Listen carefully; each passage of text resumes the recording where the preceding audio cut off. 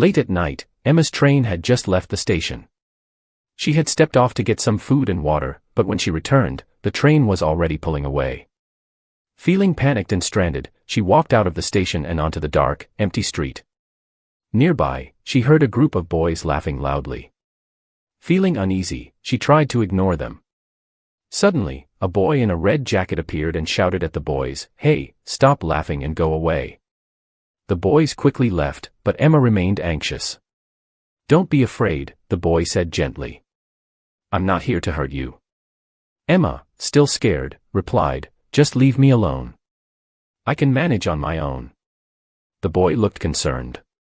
"This street isn't safe. Be careful, okay?" He walked away, and Emma was left alone.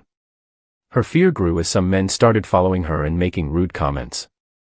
Feeling desperate, she began shouting for help.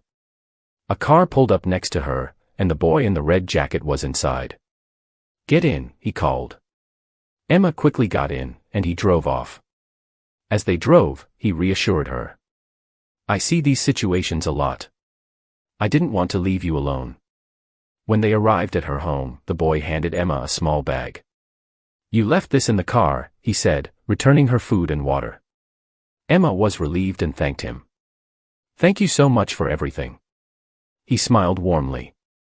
"It's not always as bad as it seems. Just be careful out there."